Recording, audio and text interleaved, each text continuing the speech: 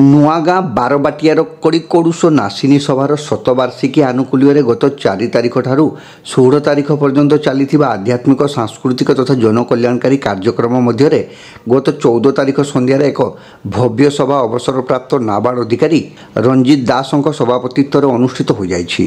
ସଭାର ପ୍ରାରମ୍ଭରେ ସ୍ୱାଧୀନତା ସଂଗ୍ରାମୀ ଶ୍ରୀକଣ୍ଠ ତ୍ରିପାଠୀଙ୍କ ସମେତ କେତେକ ପରଲୋକଗତ ସ୍ୱାଧୀନତା ସଂଗ୍ରାମୀଙ୍କୁ ସମ୍ବର୍ଦ୍ଧନା ଜ୍ଞାପନ କରାଯାଇଥିଲା।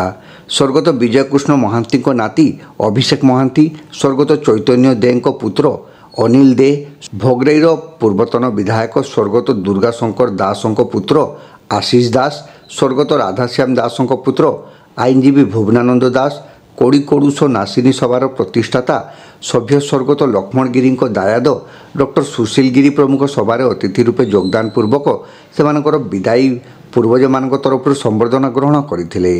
ବିଚିତ୍ରାନନ୍ଦ ଦାସ, ଅଶୋକ ପଟ୍ଟନାୟକ, ଡକ୍ଟର ସୁଶୀଲ ଗିରି ସମ୍ମାନିତ ଅତିଥି ରୂପେ ଯୋଗଦାନ କରିଥିଲେ। ବିଶ୍ୱ କଲ୍ୟାଣ ଫାଉଣ୍ଡେସନର ସଭାପତି ୟୁକୋ ବ୍ୟାଙ୍କର ଅବସରପ୍ରାପ୍ତ ଶାଖା ପରିଚାଳକ ଅସିତ ଚାନ୍ଦ ସଭାରେ ମୁଖ୍ୟ ଅତିଥି ରୂପେ ଯୋଗଦେଇ ମହାଭାରତର ଉପାଖ୍ୟାନ ମାଧ୍ୟମରେ ଲୋକମାନଙ୍କୁ ନିଷ୍ପାପ କର୍ମ କରିବାକୁ ପ୍ରେରଣା ଦେଇଥିଲେ।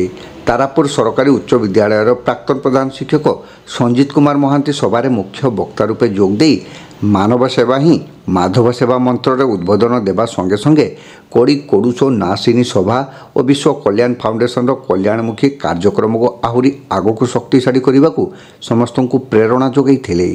ଏଥିରେ ଅନ୍ୟତମ ଅତିଥି ହାଇକୋର୍ଟର ବରିଷ୍ଠ ଆଇନଜୀବୀ ବିଚିତ୍ରାନନ୍ଦ ଦାସ ସ୍ୱାଧୀନତା ଆନ୍ଦୋଳନରେ ସ୍ୱାଧୀନତା ସଂଗ୍ରାମୀମାନଙ୍କର ବଳିଦାନ ସମ୍ପର୍କରେ ଆଲୋକପାତ କରିଥିଲେ। ସଭାର ପ୍ରାରମ୍ଭରେ ସ୍କୁଲର ଛୋଟ ଛୋଟ ପିଲାଙ୍କ ଦ୍ୱାରା ଦେଶାତ୍ମବୋଧକ ସଙ୍ଗୀତର ତାଳେ ତାଳେ ପରିବେଶିତ ନୃତ୍ୟ ଦର୍ଶକମାନଙ୍କୁ ବିମୋହିତ କରିଥିଲା। ଏହି ସଭାକୁ ଧୀରେନ ମହାନ୍ତି, କୃପାସିନ୍ଧୁ ମହାପାତ୍ର, ସତ୍ୟନାରାୟଣ ପାତ୍ର ତଥା ଅନ୍ୟ ସଦସ୍ୟମାନେ ପରିଚାଳନା କରିଥିଲେ। ଆଜି ଭୋଗରାଇରେ ଏଇଭଳି ଗୋଟେ ଆୟୋଜନ ହେଇଛି, ଏଥିପାଇଁ ମୁଁ ବହୁତ ଗର୍ବିତ। ଭାରତ ବର୍ଷର ଯେଉଁ ସ୍ୱାଧୀନ